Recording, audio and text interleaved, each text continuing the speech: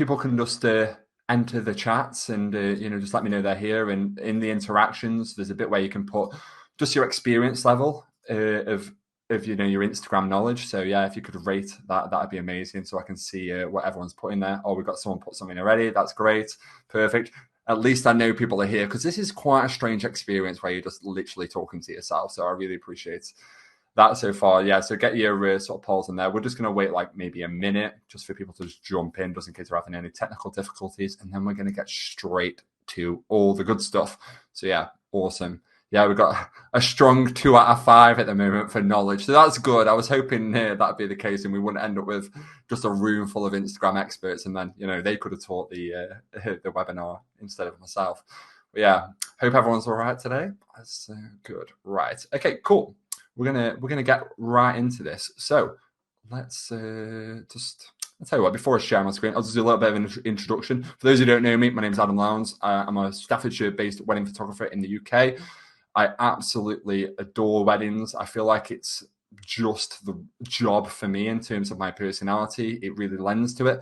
More and more as I get into this industry, I find that it's more about like my connection to like people that is something that I enjoy, and not necessarily the photography anymore. Don't get me wrong, I love photography still, but yeah, it's more about making those great connections with people. And you'll see that element come out really strong in the way I strategize and use tactics around the way I use Instagram. So let's share the old screen and get a juicy PowerPoint presentation up as per usual. So let me get this up. Awesome. Great. Right.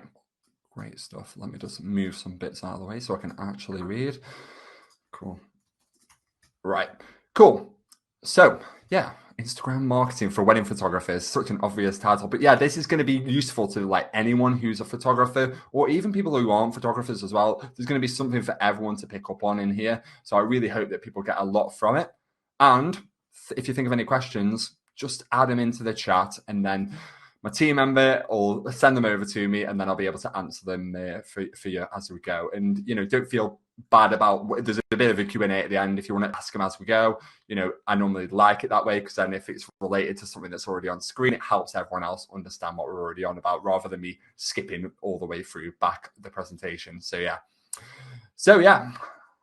Cool. So a common problem. So we're going to get straight into it here. So what/when do I post? This is the biggest thing that everyone sort of worries about all the time, is this conundrum of, when's the right time? What should I post?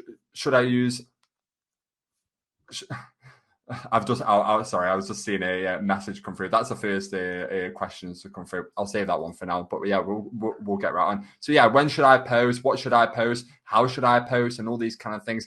And for me, I'm a really logical person. I like to lay things out really simplistically for me and make almost like rules and guidelines into how I'm going to run my photography business, so that then Instagram sort of fits side by side with my business, and it's not some kind of afterthought as such. So jump over to the next slide. So this is almost like a very rudimentary way of how I sort of envisage what people's excitement levels are over time. So here we've got clients, and we've got guests. So this is their excitement levels, and you can see it's peaking on the wedding day. The guests are never going to be as excited as the couple, obviously, because obviously it's their wedding day.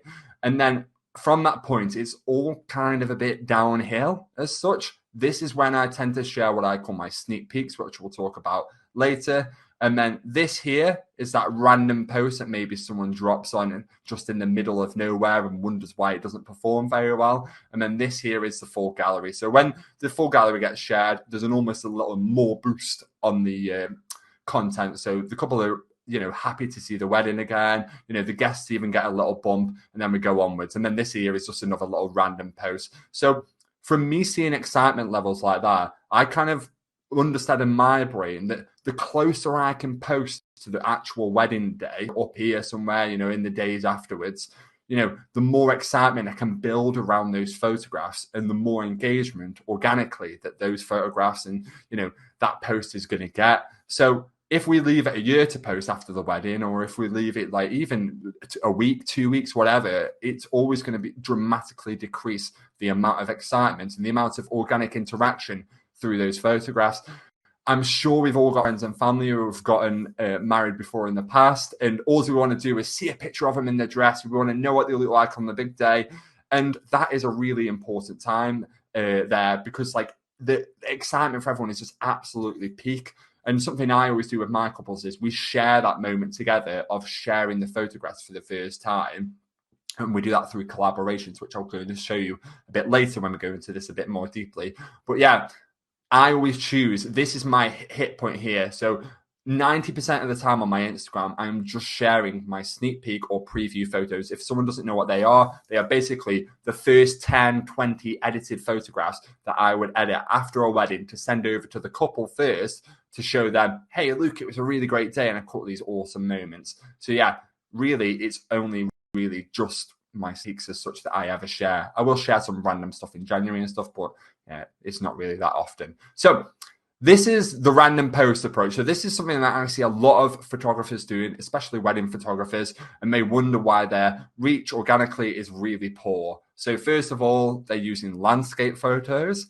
So I don't know if you know, but portrait photos are kind of the new in as such. I mean, it feels bad saying that because I've always been a bit of a landscape purist with my love of documentary wedding photography.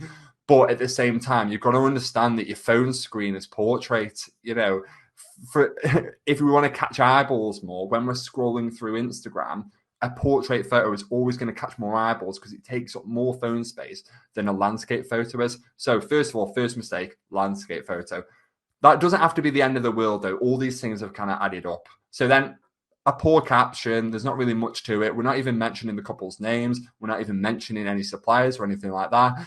And then we're using very generalized hashtags that don't really do anything. And these hashtags here, I don't know if anyone's ever, clicked on these, but you can click on them and you can actually see how many times that hashtag has been used. Basically, the bigger amount that hashtag has been used, the kind of worse it is, because that means that someone is posting to that hashtag loads more. So I don't know if you've ever tried to use hashtag wedding, but a little example I normally do when I do in-person workshops is I'll use hashtag wedding. I'll go to the top of the most recent search for that hashtag and it'll be all those new photos. And then I'll refresh it 2 seconds later. And all those photos that were just recently there have already dropped off. So you don't want any competition really for hashtags. And also you want to think of like how you're going to be working. I'm a wedding photographer who works predominantly in Staffordshire in the UK.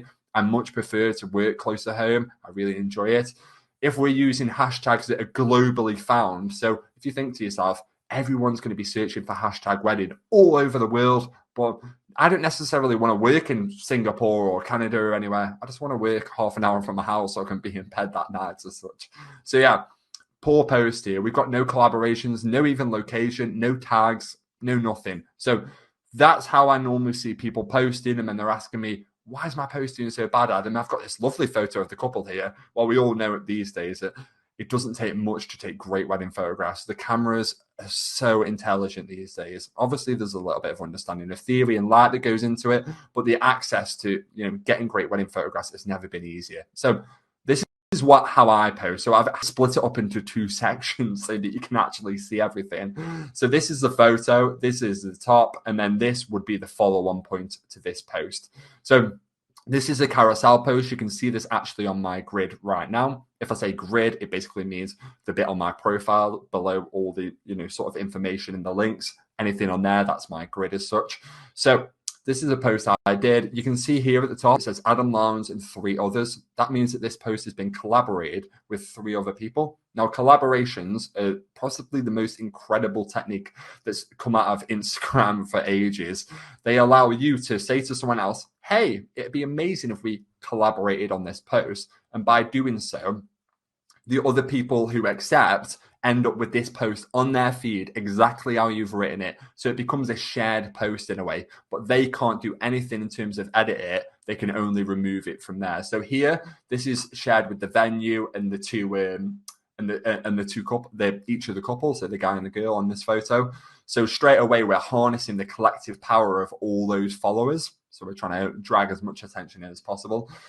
Then below, we've got the location tag. So, like I said, I want to work close to home, or I want to work at repeat venues again because I already know the staff and I've photographed there before. how many times do you hear, have you photographed at my venue before? It can be a real positive when you've actually got photos on Instagram, in those tag section, because people already know coming in from the start that you have photographed there before. So then in the bottom here, we can see that we've got the tags, and you can see I've just literally tagged pretty much all the suppliers on this. This is actually a carousel, 1 of 10 as well. So carousels work really well. So if you just post a single post image, that will appear on the news feed once. But if you post a carousel, that will appear many times. But what will happen is the next time that someone scrolls down my newsfeed, it'll actually be the second photo or the third photo in the carousel. It will feed them different parts of the carousel throughout different scrolls. So they're loads more easy to be engaged with. And Instagram is measuring, the time that people are on posts for. And if someone is sat there scrolling through a carousel, then that's more time spent on the post. I tend to do what's called merged carousels or seamless carousels, where you have like the photo over 2 halves of a post. And I always find that works really well because it keeps engagement up, keeps people's fingers swiping to the side and keeps them going, sort of thing. I use an app called Scroll, SCRL, to do that. That's an iPhone only app. Sorry for the Android users out there. There is an Android version, so if you reach out to me, I'll give you a shot what that is. It's not actually Scroll, because that's only on iPhone as such.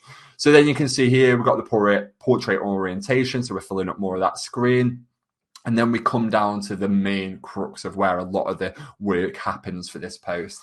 So on this side, I split it up. So this is unique content for every post. So if you go on my post and look through my sneak peek post, which are pretty much all of them, you'll see this top bit here. This is always unique to the post. And then from here downwards, this is always the same. So this bit of content here sits in like a notes area on my computer, and which is linked to my phone because I'm in the Apple ecosystem as such.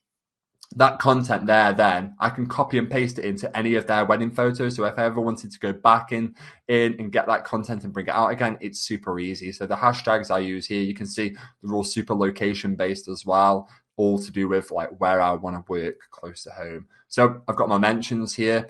My couples put this together, and I'll describe how they do that in a minute. So that saves me a lot of time when it comes to actually, the admin work involved with using Instagram. I mean, you can see I've actually tagged the couple here and tagged the venue as well. So unique content wise, I used to be absolutely terrible at writing. I got a C in English and I absolutely scraped that at high school. And yeah, so if I can learn to write a bit better, I'm sure you can too. I listen to a lot of storytelling podcasts like This American Life, Criminal, This Is Love. I've got so many on the go, and listening to that just kind of makes you a little bit of a better writer. I've also got a line a day journal, which helps me just sort of practice writing little stories to myself and stuff. So yeah, if you're not practicing, you're not going to get much better at these, but I normally tend to just pull on real life events. And like we said before, doing these sneak peek posts so close to the wedding means that we've got those ideas fresh in our head. Whereas if you're posting this the next year, trying to remember, what Rio and Hayden said on their wedding day, you're never going to remember it. So yeah, it's always great to work when it's fresh in your mind as such. So moving all the way down, that's pretty much everything for that. You can see this has got some good comments and good feedback. So I share 3 posts when I share sneak peeks, and that can be reels, it can be a post, it can be the carousels, it can be anything that can appear on the grid as such. I always try and do 3 because I like to keep a little bit of formation on my grid as such, which you can see later. So you can see here, these are the reach for each of these posts, and overall 15,000 accounts reached, which is absolutely incredible. All organically, no paid ads as such. And, you can see here, even 8,000 views on these reels, 5,000 on this reel here. Now, there is going to be some bits of information that I fill in a minute. So we're just going to charge forward because that's going to come in a second. And occasionally posts, they'll absolutely soar. So you can see here, this one post here got 28,000 views. So this is a carousel post. It was accepted by the venue. It was accepted by both the couples, and the venue accepted it probably because it features the venue really well. It shows off the venue in all the photographs. Also shows a lot of joy from the couple as well. And yeah, it's just relatively a really happy and sort of really easily acceptable post for a venue to accept. You'll notice some venues are just getting absolutely bombed with collaborations now, so they won't accept it all the time. But yeah, this was accepted by the couple, the venue, and I think one other person as well. But yeah, you can see here, this is 15.6 across 3 posts, and this one here reached 28,000 on its own. So yeah, In terms of how, like, why and how they'll soar as such, it's all to do with like just engagement and then Instagram trying it on like new audiences basically. So if you have a good initial organic reach throughout your whole sort of circle and everyone else that you've collaborated with, then from that point onwards, Instagram will just try like putting it out to other people, maybe in the discover feed. So that's the search feed that you can go over to.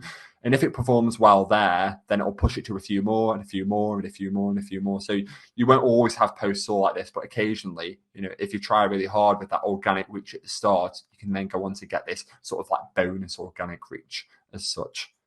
So this is sort of how I view Instagram in a way. So I've got a little key at the top here. So these are the mentions I'm getting from other pages. So coming in from everywhere. These are the tags I'm getting from other pages. These are the collaborations I'm getting from other pages. That's the location tags that I'm being found for. So when I'm tagging a venue, you know, or tagging the area I'm in, that's the time people are coming from outside of Instagram or other people's pages and finding me. That's the natural SEO. So when I use words like Stoke-on-Trent or Staffordshire, just in general conversation or photography or weddings, that's a natural SEO that Instagram is reading, because Instagram reads SEO now and keywords and stuff. If you don't know what SEO is, it's search engine optimization. It's like a Google thing as such, but basically it means that the program is reading the text and it's feeding that content to someone who's relatively interested in it. So for example, if it reads the word wedding, it'll serve it to someone who's recently engaged, that kind of thing. So there you can see here, this is hashtags that I'm being found for. This is people sharing my story, and that's off at being found. So if someone's linking to me from a news article or whatever. So in my head, as I've always thought it, the more interaction you get from Instagram and loads of different places, and all these like lines coming back from other people's pages or offsite or, you know, search terms it being found for, the more chance you've got of then getting more organic reach. Whereas if you don't have any of this, you know, and remove it all, and you're just posting to just your followers such, you're only going to get as far as you're following. You need to really lean into every aspect of Instagram to build that spider's web, so that then you've got maximum chance of people finding you. I get found through so many of the weirdest and wonderful ways of people searching. People find me on my Discover page. People find me when they're searching hashtags. People find me when they're looking at locations or venue pages where I'm got a collaboration or the venue have posted my work. There's loads of ways it can find you.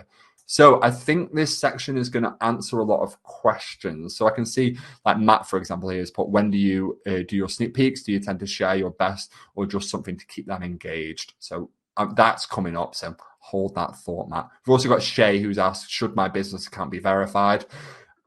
I'll just answer that one quickly now. For me, my Instagram last year fetched me over 100 organic inquiries, so I didn't pay for a single one of them. It was just paid through hard work, basically. And that to me is insanely important. So by verifying my account, I'm just adding an extra layer of security, because it gives me the chance to speak to Facebook or Meta as such on an easier basis. And you know, if my account was to get hacked, which hopefully it never would, but at least I've got someone on side because I'm already paying that fee. It is very annoying that you got to pay $11.99 for, you know, them to protect something that's theirs and yours, but it's just one of the costs of doing business. And if you look at things like Hitched, for example, where people are paying hundreds of pounds a month, $11.99 a month for Instagram to be verified is not much, really. You don't get any increased reach from it or anything like that. Maybe if someone sees your blue tick and is impressed, I don't know. Maybe they don't.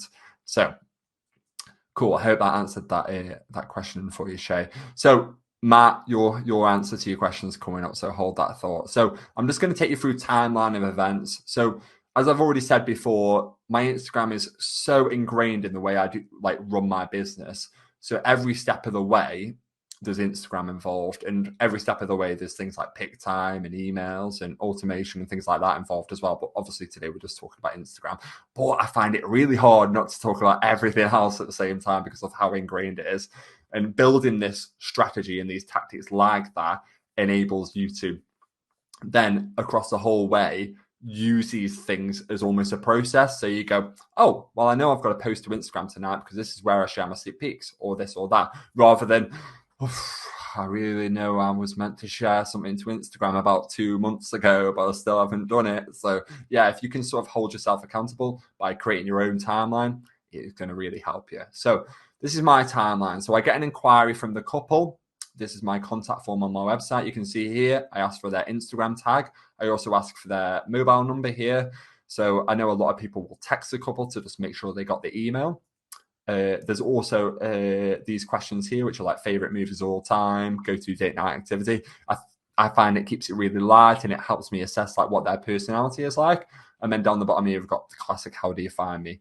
So my form is pretty big, but all of these separate bits really help me understand the couple and then try and like reveal emotional hooks within myself that they're attracted to and we can build a relationship on as such. I mean, saying attracted to makes it sound a bit weird, to be honest. But yeah, just something that can link us together that's more than photography. Because when I'm selling over 2K wedding photography packages, I need something more than just, oh, I take pretty photos as such. So here, this is a video. So this is a video that I send over to my couples. And I send it over to them as soon as they inquire. So I'll send them an email back along with a video introducing myself and just saying, hey, how's it going? My name's Adam. I'm a wedding. Thank you so much for inquiring with me. I see you getting married at such and such a venue.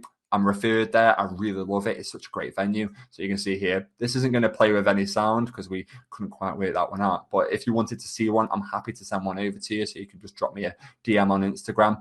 But yeah, I just do them in my room pretty sort of haphazardly like this. Whatever my hair is doing or wherever I'm at, I just sort of take the time to do it because it just shows that extra effort when it comes to it. And yeah, it just helps build a personal connection because I feel like when someone's actually looking at you and talking to you, it's a lot more than just an inquiry, response would give. So after the inquiry, we have a meeting, normally Zoom, and we just go back and forth over everything that I do as a wedding photographer and why they need to pick me. After that point, then I follow my couples. So I follow all my couples. You'll notice on my Instagram page, I've got like almost 6,000 followers, but I only follow maybe 120 odd people. And that all those people are my couples. I don't follow anyone for inspiration or anything like that. If I go on Instagram, it's time to work. I don't want any distractions coming up on my news feed. As much as Instagram tries to throw wedding photography content at me, I actually don't want to see it because it makes me feel bad about my own work often. So yeah, we follow them with the booking. Obviously, we've got things like booking fee contract, but I'm not going to go into them because we've only got so much time as such. Just get a quick drink. So then from that point comes the lull. So we've got that time where the couple have booked. And then we've got all that lead up to when their wedding day is. Now, I have some couples who book 1-2 years in advance. So this is an important part here where you've sort of got to bring them into the fold and sort of teach them a bit more of how you work as a wedding photographer. So I find it really important every now and then, especially in January when I've got nothing to post, is I'll drop a lot of like educational posts. So this one here, for example, this is from last year now, but it did really well. It got over, like you can see here, 116 likes. And it was all about how I did my family formals and how they were unique and how I didn't need to take any lists off my couples. It was all pretty chill and don't worry about it. I'm going to handle it. And then you can see here, this is a lot of personal posts about me, just to bring them up to date with, who I am a bit more if they didn't know already. I'll do it. Oh, sorry. So I'll do a little stories about people, printing their photos off because I want to create a positive culture around people printing and displaying their photos in their home. This really helps increase print sales, but after all, I'm not really too bothered about print sales. I just want my photographs up in people's houses so that when people come round to their house, they go, oh, that's a nice wedding photo. So yeah, it just builds conversation. And then at the same time, throughout the year when I'm sharing other people's sneak peeks, so this one here is a reel I did at a wedding. And when people see this, they understand what it takes to make photographs like this. So if I pause it on the end here, you might see that photo and not really understand what went into it. So once my couple see that, hey, that couple had to stand on chairs for that photo to exist, You know, whereas if you just saw that, you wouldn't actually know that unless you put it in the caption and they happen to read that. Whereas if we actually show people, what we're doing there is we're building a positive culture around the couple trusting you. So when you come up with weird ideas of, hey, stand on these chairs so I can shoot through this mirror and get your reflection, they're all up for it. So what happens quite a lot is after this wedding, I shot another wedding where I again able to stand on chairs. This is not something I do often, but it just happened to bring them closer to this lighting in the air, which looked really cool, and I really liked it. And obviously doing something similar the week before, I was in a similar headspace. But that couple, the next week, I said to them, I said, I'm going to ask you something really strange now. I'm going to ask you if you wouldn't mind just standing on these chairs. And they didn't look at me weird. They didn't look at me gone out. They didn't say, oh, that's strange, I don't want to do it. They said, oh, yeah, like the couple did last week. And I said, oh, yeah, exactly like that. And they said, yeah, we're up for that, because they'd seen the effects of getting involved within the photos had taken. So this lull period here, this is the time where I like to say that you can stop people requesting photos from you. You can stop them sending pictures to you on Pinterest or whatever, heart-shaped group photographs. No one sends me them anymore because I'm actively showing them on my Instagram page what I want to make for them, and they're along for the ride. So this lull period should not be underestimated at all. My cold from earlier in the week's coming out slowly now. Sorry. So moving forward. So then we'll have a meeting just before their wedding day. So you can see here, I'm in a really dark room here. I've changed my lighting since then. It looks a lot more pleasing now. But during that meeting, we'll go through absolutely everything to do with their wedding day. And this is really important for Instagram purposes, because we're going to try and help their wedding day and push it in the right direction to give ourselves a chance to get the content that we want to put on Instagram. So I sit with my couples and I go through the whole timings of their wedding day. I don't send them a questionnaire, because what happens is if they fill that in and I don't like what they've put, it can become a bit frustrating to then go back through emails with each other, trying to convince them that, hey, you don't need to put down 25 group shots. I've got this in hand. Whereas if you talk them through every aspect of the day, you're guiding them as almost like a little guide along the sort of journey that they're going on and telling them what to do. At the end of that meeting, I'll then send these timings over to the couple. Oh, sorry, I didn't mean that to happen. The couple will check the timings off, check everything's right, and then they'll send over their supplier list. And I get them like this. This is how I get them. The couples, I ask them specifically to just send me the Instagram tags. I'm not bothered about the name of the company. I just want the Instagram tags laid out like this. Maybe a little bit of formatting where they've just slightly misspelled something, but it's very rare that I have to sort of get involved. Whereas in the past, I'd be making these lists myself and it would take ages. Now, I know always hear a lot of the time that people struggle to get these lists. that can be the case if you're asking your couple to fill out a huge questionnaire beforehand, whereas all I'm really asking them to do is to check the timings that we've already done together and supply this. So if that's the only thing that they actually have to physically type down because I've done the rest, they do it pretty willingly, to be honest. So we get to the wedding day. Oh, I can see I've got another question. How do you get your behind-the-scenes shots and videos? If you're using another camera phone, do your couples mind you setting up to capture behind-the-scenes? Right. So thanks, Lynette, for that question. I really appreciate it. Basically, you'll see my behind-the-scenes videos in a minute. I use an Insta360 X3. It's a really great camera. It sits in the hot shoe, which is where the flash goes on my camera, and it films 360 degrees. So no matter which way my camera is facing, I can get the content that I need, as long as the camera isn't on a harness behind my back as such, and my body's blocking it.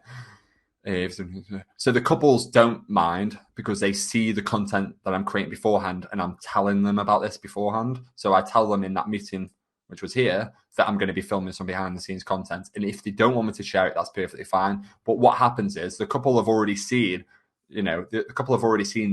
these reels from other weddings, and they want to be in those videos.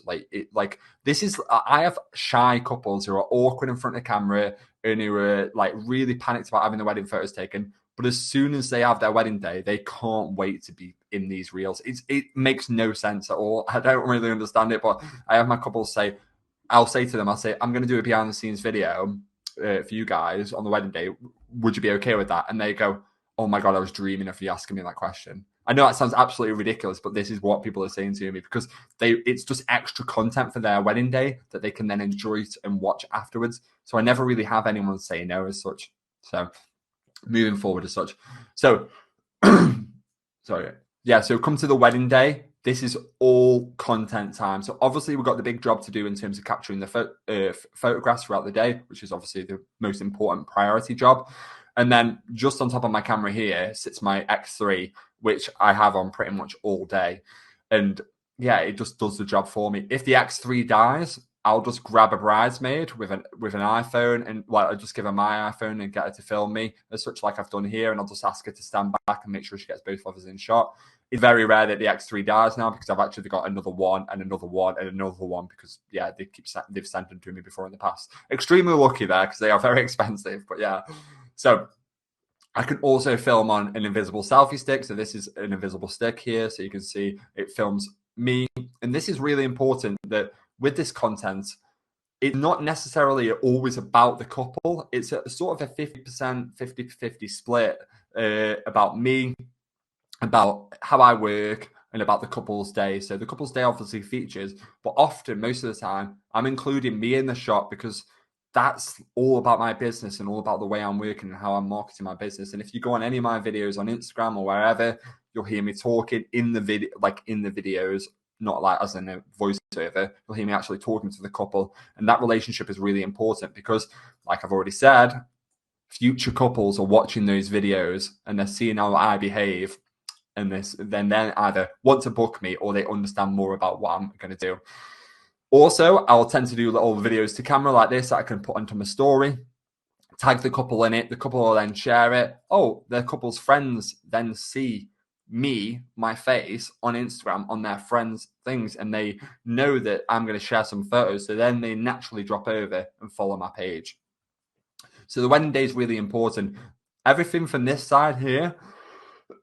Sorry, I'm struggling with my voice a bit. 1 second.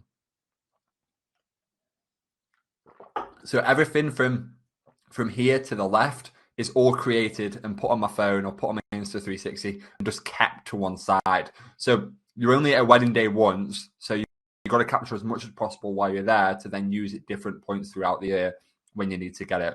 Mostly for the sneak peek, obviously, but you can use it for loads of other stuff. I've got absolutely gigs upon gigs of videos now that I can make TikToks with or Instagrams with, and it's so great to have that because no one else has got it, and it's such a unique thing. Whereas this here, for example, this Instagram story, this is to post on the day. So I'll normally go and do this while they're having lunch or something like that. Or in the morning, I'll arrive half an hour early just to get a bit of content and film the setup of the day and things like that. I'll never really share anything of the day because I don't want to show people the wedding before everyone else has seen it. You know, that old adage of, you know, the bride doesn't want to be like seen on like social media in a dress before people have actually seen her in real life in a dress. So I always tend to just film myself on the exterior of the building and things like that. So moving forward. So the wedding has passed. Then within 72 hours, so Matt, we're going to answer you now about when's best to share these. So within 72 hours, we then go on to share the sneak peek. So this is my email layout. So you can see this here. You can see this is how I send all my email content. You can see registration. They can register there. Each of them, there's a gallery link. And then there's a little bit down here that I put. So this is a templated email. You can see that sort of names at the top there. But you can see here with the sneak peeks, I'll give them this little copy and paste wording that they can then share. Oh, sorry. That they can then share with their family and friends. So I'm giving them something to send to their family and friends. This shows them a window at the sneak peek. So if they want to go on and see the content themselves, they can. So I have not shared the sneak peeks at this point. This is just me sharing them with the couple as such. But I'm giving them a little bit of a blurb here to put around their WhatsApp groups and things like that to build a bit of hype for the wedding. They can go and see all the sneak peeks there before I've even posted them to Instagram if they want to. This is their family and friends.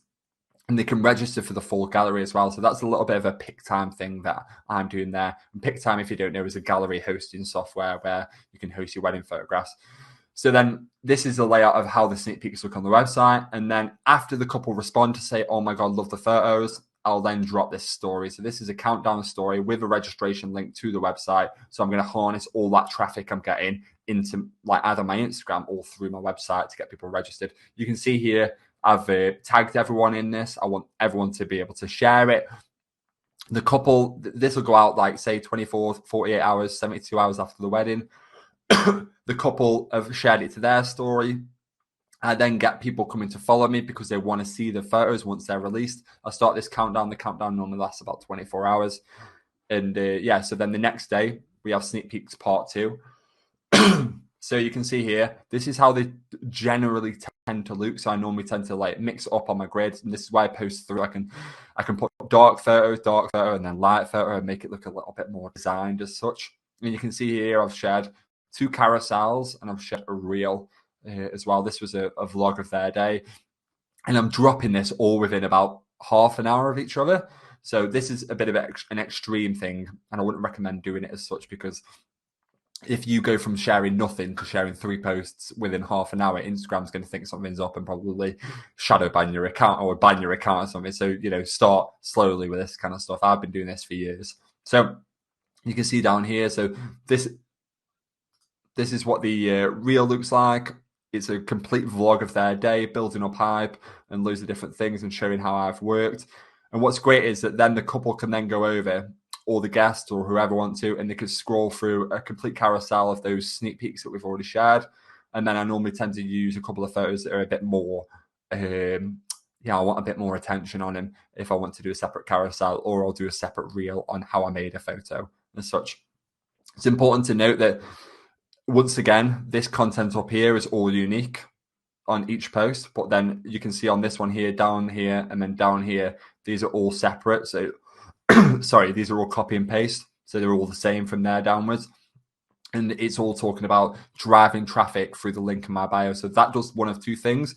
It obviously gets them registered to see the full gallery in the end, but it also gets them on my Instagram profile and interacting with it. So if someone sees a post and then goes into it to find who's done it, they'll then sort of happen across other photographs, and it keeps that engagement up and keeps people interacting with your sort of universe as such.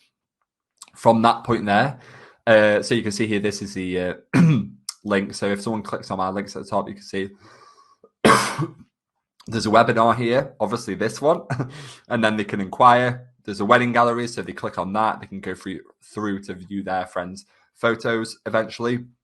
Or there's a bit of education link there, that's something else to do. But I normally keep these links pretty much the same as such. So let me just pause. Oh, sorry, let me just pause that. So yeah, the couple will come through and they'll get registered. Oh, sorry, the guest will come through the link there, and they can register for the final gallery.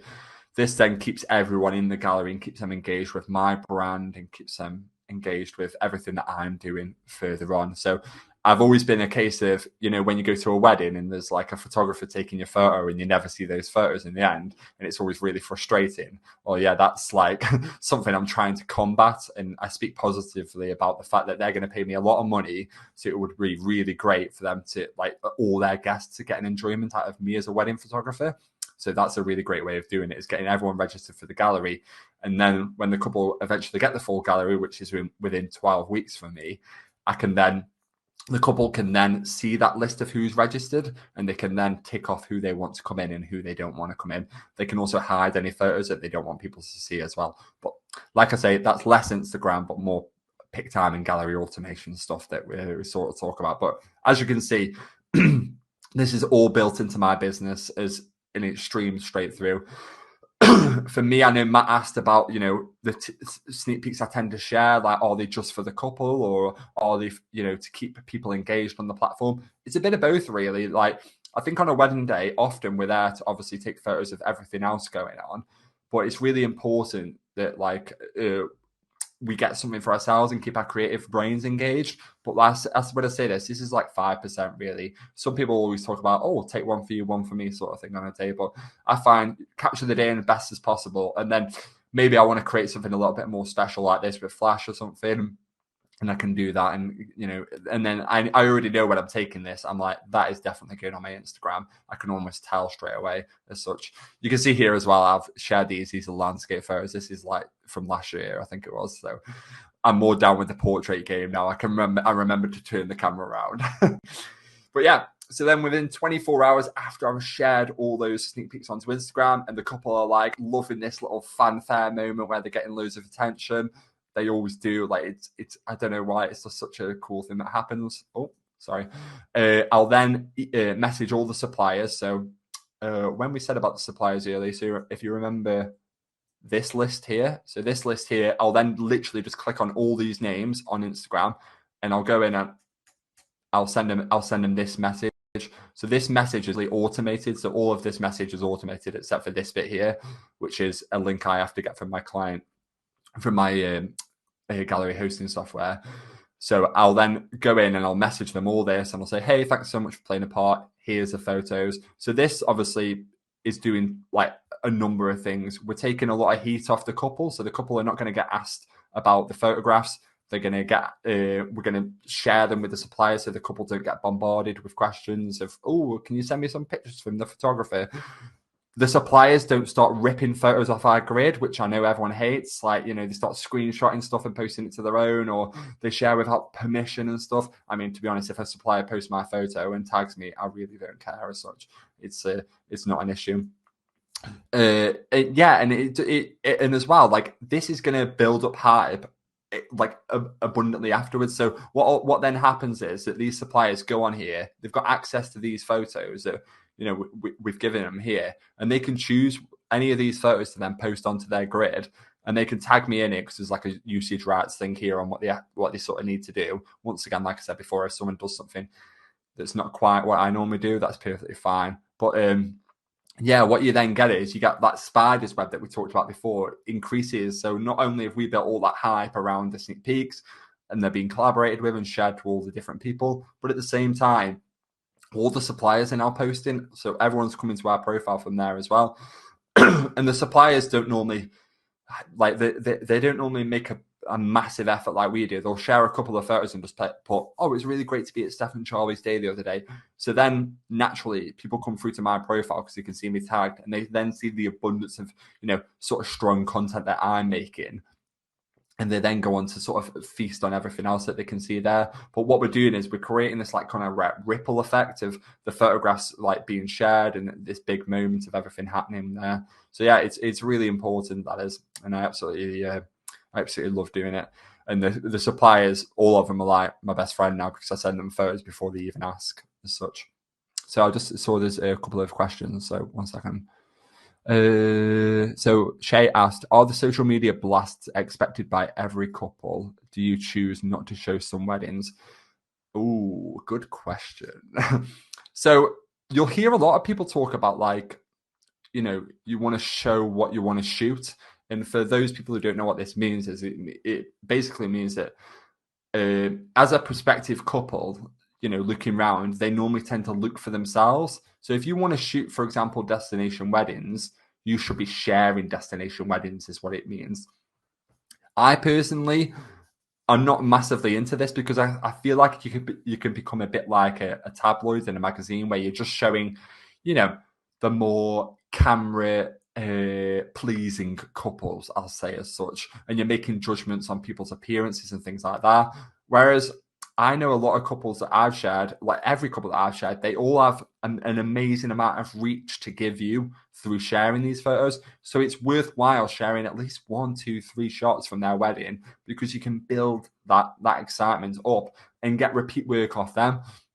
I've had some friends' weddings from couples who I would never expect to be friends with those couples. So you don't want to isolate yourself to, for example, just sharing photos of, and I'm doing this in inverted commas, good-looking couples as such, or, weddings on beaches and stuff. I just think that in this day and age as well, we're creating like a negative stereotype of what weddings need to be. And I think if we just show normal weddings, that's really sort of enjoyable for everyone. And everyone can have a great time in enjoying that content and seeing actual real happening.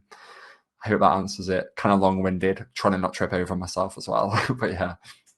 Cool. So jumping through, so that was the complete process. This will be available to rewatch again when the TFC put it up. But yeah, so I just wanted to leave you with something for a moment. So this is obviously a little bit of fun now, but this is how I basically see Instagram for beginners. The train is leaving. They ain't even on it. It's so tough at the moment. The amount of wedding photographers on Instagram, it's such an oversaturated market. And like I said at the start, the barrier to entry is really, really easy now. You know, you've got all these styled shoots as well that people can just pay £200 on to go and shoot a model couple and then post it on their grid and get work from that. So it is really, really tough out there at the moment. So you don't want to be the person, if you are going to use Instagram, that is just posting one photo with a small little caption and not really much to it. You want to be putting all your effort into every single post when you're on there. You know, I always ask, like, oh, should I post every day? Should I not? Well, as you can tell, I don't post every day, but when I post, I make a massive ripple effect throughout Instagram.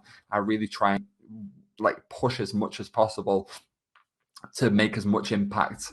Whereas like if I was to just post one photo randomly, it wouldn't really make much impact and just wouldn't really be worth my time. So if you are starting Instagram now, you need to embed as much of this information as possible because there's loads of stuff that people aren't doing. For example, reels and behind the scenes. So there's loads of time to sort of catch up.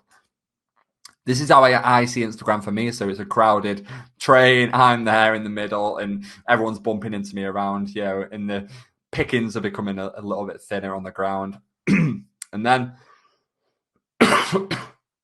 this is how I see TikTok for everyone. So I know we've been talking about Instagram, but my following in TikTok over the last 2 years has just absolutely skyrocketed. And it would be silly for me not to mention how important of a platform that is to me now. Just this year alone, the most bookings I've had this year has come from TikTok. I think I'm on like 5 just from TikTok, for example. So yeah, it's a platform that you really shouldn't overlook. And the best part of it is not everyone's on there at the moment. So if you can make a start on TikTok and, you know, that kind of sharing the behind the scenes footage suits your character, you can make a real run for it at the start with a platform that isn't saturated by loads of photographers. So yeah, and the best part is normally what you post to Instagram, you can post to TikTok as well. So yeah, it works both ways. So you'd be stupid not to, really. And that kind of brings us to the end. So yeah, bit of a Q&A. Oh, right. Okay. William. Hi, Adam. You're doing an awesome job tonight. Well, sorry, I didn't read that out. That sounded very big headed. Were you nervous when you first started talking to the camera? Yeah, there's a video I put up every now and again, and it's actually in this group at the top. This is a Facebook group that I've got that helps people for free with social media. But yeah, there's a video in that group where I'm like sitting like miles away and I'm like just like talking really slowly and not stumbling over my words and stuff. And I don't really understand that I'm going to be cut off after every so often. So I, you know, get interrupted and stuff. Whereas now it's just become easier and easier as I do it. I do take a lot of attempts at some videos, especially like when I'm doing full minutes. But if I'm just doing an everyday kind of video or a video to a couple, I think it's nice to have some like falls in there and mistakes because it just shows you're a real person and such. But all you've got to think about is if even 100 people watch that video, so say 100 people watch your story, which in terms of Instagram metrics doesn't really seem like that many. But if 100 people were stood in a room watching you talk, that'd be amazing. They all want to hear about your wedding photography business because they stayed and watched the whole video. I think that's like where you got to try and compute it to real life instances quite a lot of the time, and you know how people would feel in that situation, rather than getting caught up in metrics and looking at rock star photographers that have got loads of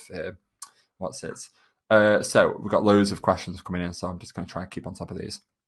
How do you do the collaborate thing? Never seen it. Can you walk us through it?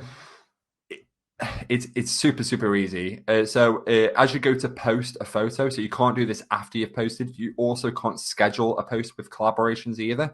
So as you go to post a photo, there's a little bit that says tag.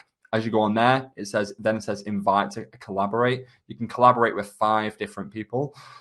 They don't all have to accept for it to post. It'll post anyway, and then as people accept it, it'll then put that at that time. It'll then put that on their grid within the time frame that you posted it. So for example, if a venue doesn't accept for 4 days, it won't appear at the top of the venue's grid. It'll appear wherever that point was when you posted it as such. But yeah, if you go on there, make sure you're clicking the invite to collaborate each time.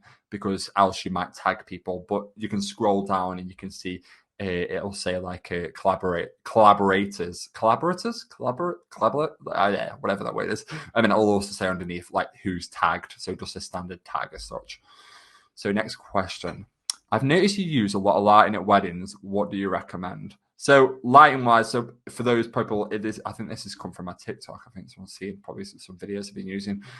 A lot of flash. So I use a lot of flash on dance floors, mainly handheld. So when I'm using my Insta360 camera, it's a shame. I've actually packed my bag for my wedding at the moment. I'm actually gonna take this down a minute so you can actually see me. So yeah, when I'm using my camera for the weddings, I need my Insta360 on quite a lot. So to be able to have that, I need to have my trigger on my camera. So my Godox XT2 trigger, that it has a little slot for the hot shoe where I can put my Insta360 on. But then also recently, like I think this is like a big change that's just sort of, it's been happening for a few years now, but I've just got more so into like LED continuous lighting. So I'll often, and this saves me a lot of time with editing, I'll often put like LED lights up in dark venues for ceremonies and stuff. And I've actually had registrars actually compliment me. And the most recent LEDs I'm using are these new Hobelite Avant I've got. And yeah, they're really good. I've really enjoyed using them so far, and they don't look sort of out of place. They've got a kind of nice look to them as well, and people have complimented them. But yeah, the registrar at the last wedding was saying how much he loved that I put this light up because he literally couldn't see what he was doing before. So yeah, you sort of tend to win over registrars, which is a super rare thing. But yeah, those lights, I'm definitely already coming up with new ideas to use because I've been using flash for a while, and those lights are a bit new on the scene for me. So it's like my new toy, the Hobelite. Yeah. So Chris says, what do you do when couples don't give you their Insta details? Happens quite often for me where they ignore any requests for them to follow me or give me their details. I think this is all about like an environment that people are creating. So my couples, like from the first meeting, we have a conversation about, you know, how involved I am with their day and how like that personal connection is really important. If you're a photographer that just books a couple over email without speaking to them, you can't expect much else from the connection because you've really set your stall out there on, you know, what you're prepared to give, which is not a lot. You're just prepared to email them back with a booking form, basically. Whereas we sort of set everything out at the start, and I talk about everything I've told you. I obviously talk about it in a more client-friendly way, but I do that on the first Zoom call with my couple. So even before they've booked me, they know what they're getting into as such. And then when it comes to them booking, I'll follow them and I'll just drop a message saying, you don't have to accept. I just tend to follow people just so I can keep up to date with what's going on. It's really great as well because they all post like normal, boring, everyday life stuff rather than like my friends who are posting like stunning pictures in like Tuscany and stuff. So it makes me feel great about my photos when I see them like, you know, failing to do like simple photography stuff that I can do. But also it really helps me understand them as people and who's important to them because people post photos to their Instagram grid of people they love in their life. So then when you get to the wedding day, you're sort of looking around and you're like, oh, I've seen that person before. I know they're important because they went to that festival with them or did that thing with them. And it just helps build that connection and such. Cool. I hope that helps. Sadie says, what do you do when you have a quiet month? Yeah, quiet month. What's that now? But so, what are you creating? Sorry, I've just had another question. So yeah, Sadie. So quiet month wise, I'll just be building TikTok content. So I did my last wedding of last year on November the 2nd, and then I did my first wedding of this year mid-February. So I had a big sort of slot free there. So I started just making loads of Reels TikTok content that I could post to both platforms and really just hammer it, because in that quiet month is usually the big booking times, which are January, February sort of thing. Not so much as big as he used to be, but still carry a bit of weight to them. But yeah, I was posting at one point twice to TikTok a day for about 2 or 3 months, and that really helped grow my following quite fast on there. So yeah, any effort I've got, I'm putting it into those types of videos at the moment. So Ryan says, what are you creating your reels on? I just recently got Sorry, I've got to move the thing across. I just recently got an Insta360 and will be using it for my first wedding tomorrow. Looking forward to it. Loving your content. Also, do you record the full photo session with the couple or just snippets? So yeah, so the Insta360, I've got a 512 gigabyte card in my Insta360 at the moment, which is beyond mad amounts. I can record about 10 hours on it, but I can't actually record that 10 hours non-stop. It'll only record for maybe an hour and a half at the max with the battery. So I tend to do more of the snippet approach with that, and I'll just get little snippets throughout the day. That then also helps massively the editing of that content afterwards, which can be all consuming and take me about half a day sometimes to put those reels together. So, and then you also asked what you're creating reels on. So I use a app called InShot. I believe this is Android as well. I'm not 100% sure, but there's also a load of others that you can use around reels. And in my group that I put my social media plus wedding photography / videography, there's loads of other suggestions on there. But yeah, it's just something that I've loved using, and I do all my editing on my phone. I don't touch my computer with the videos because I just think if someone's going to look at it on their phone, I need to be viewing it through the phone and understanding how that's going to be received. And yeah, I think I've answered everything from that. So I normally tend to know when good things are coming as well. So it's only one button on the Insta360. You click it, it comes on, it records. You click it, it stops recording, goes off. It's really great. So how long did it take for your Instagram to take off? So it's still taking off. Like literally, this has been going on for years and years and years. This is slow growth. This is not fast stuff. Like you can't expect this to happen like within a moment. I'm not one of these snake oil salesmen who's just like got big overnight. This has been incrementally happening for ages, and the audience I've built on there is only getting stronger each year because of the effort and the time I put into the platform. And the way I use the platform in terms of those sneak peeks and in terms of, you know, sharing the videos, and it's very unique to what I do. So people know as soon as they see my content that it's my content because it doesn't blend into everything else. And it's about building that kind of like constructive strategy over time that, you know, Lucy, when you're posting your content, they go, oh, that's Lucy's content sort of thing. So yeah, the more and more you build up, the more community you build on there and the more people engage with stuff. But yeah, what you won't see on Instagram, which I haven't talked much about tonight, is the amount of work I do in direct messages. So I am constantly messaging people. People are messaging me, I'm messaging them. And that's just building an understanding with Instagram that this person likes Adam and Adam likes this person. So we're going to feed some of Adam's content to that person more often. Sorry. So where was I? So Justin says, do you bother with Facebook posts at all or stick to IG and TikTok? So Facebook, I just auto post now from my Instagram account. I find Facebook is pretty much dead for business these days, and I only have so much time, and I find it's better spent on other things as such. So yeah, there's a little button you can tick if you link your accounts together, which just pushes it over. And I even pushed like the seamless carousels over, which do look a bit funny when you view them on Facebook because it doesn't quite work the same as Instagram. But for me, it's just about keeping up some little bit of presence on there that if anyone comes across, they see the content. And what's great is it posts the reels over as well, so people see that great content. Not an Instagram James says, not an Instagram question as such, but do you find that most of your work now comes from social media, or do you still need to get out there and do wedding fairs?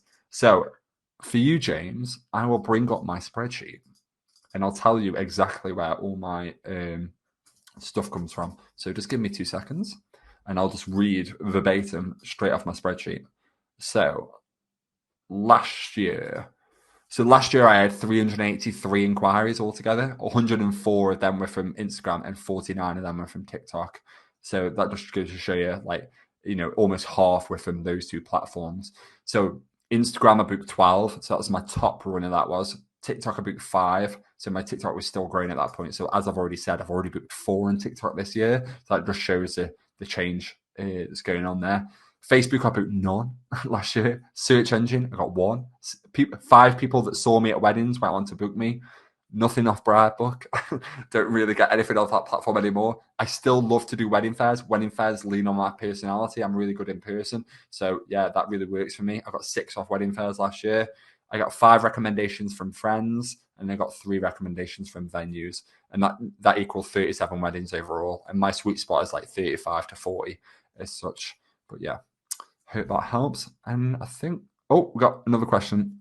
Oscar says, what advice would you have for someone starting out on TikTok?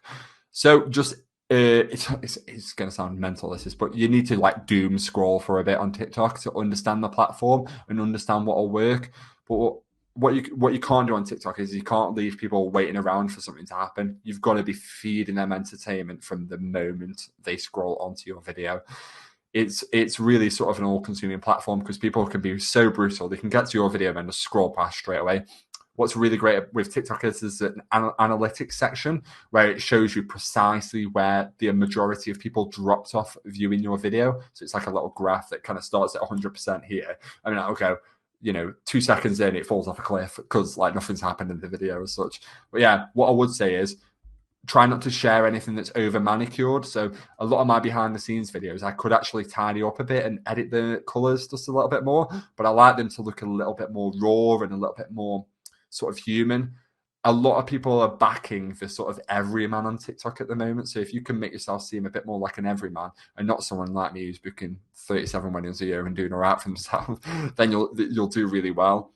I had a friend. Oh, you got another one. Last question. This says so. Lucy says, "Are your TikTok videos just your Insta reels?" Yes and no. So there's certain. I know what will work on my Instagram, and that's the more personality curated stuff that's got me in it. So, for example, my vlogs do loads better on Instagram than they do on TikTok. Whereas on TikTok, quick videos of funny things or silly stuff that's happened at weddings or really great photos that pay off straight away really help with that. I also get paid for TikTok videos now. Anything over 1,000 views that's longer than a minute, I get paid for. That started this year, and I think it's on like 260 quid already. So yeah, it's going all right. I mean, I never got paid anything from Instagram, so yeah, I'll take it, sort of thing. But yeah, okay, that's the last question. So everyone should receive an email tomorrow to rewatch. I might need to be reclarified with that. But yeah, you can be able to watch this over again tomorrow. Thank you so much for joining. Thank you so much to the Flash Centre. They saw my Instagram, so they were sucking into it as well. They asked me to do this webinar, which was really great, and I really appreciate it. They've been super supportive. They're one of the only people that I've ever seen push a webinar out as a sponsored post before, which is how some of you may have found this post, which is really great. I obviously pushed it as well, so it's been a really great united front of that, which I've really enjoyed. But yeah, you should get the email tomorrow. There's going to be the Flash Centre. They sell flash and lighting and loads of other bits and pieces, cameras as well, and they do loads of other stuff around that kind of thing as well. But yeah, they've given a little bit of a code as well in there, so you should be able to get a bit of money off with Adam 5 tomorrow. That'll get you 5% off. There's like a little wedding photography gear section. They've got some stuff in there. Something that I saw in there that I really like that's got a bit of money off at the moment is the spider holster. So this is like a bit of a clip that goes on the bottom of your camera. I really should have had my camera next to me here. This is really frustrating me now. It's like in the hall ready for tomorrow's wedding. But yeah, it's a little clip that goes on your back bottom of your camera, and then you can put a clip on your waistband of trousers or whatever you're wearing, a belt or something. I mean, your camera just clips in there, and it's really great. It keeps all the weight on your hip rather than on your shoulders, the other harnesses or bags do. So yeah, if it was my pick, I'd have a look at them or have a look at some of the lighting, like the Hobel light or something like that, see what you can get yourself. I think that goes on for a couple of days as well, but all that information should be in the email. Thank you so much for joining. I could literally thought we were going to get like one question, so thank you so much. I really appreciate it. Cool. Thank you so much. And now I think this should end, or I might have to click the end button. Hopefully the voice in my head is going to tell me what to do. Go for it. I can end the webinar. Right. Thank you so much for joining, guys. Hope you enjoyed the rewatch. And if you've got any questions, I'll happily answer everything you've got to. So drop me a message either on Instagram at Adam Lowndes Photography or join my social media plus wedding photography videography group. Catch you later. Bye.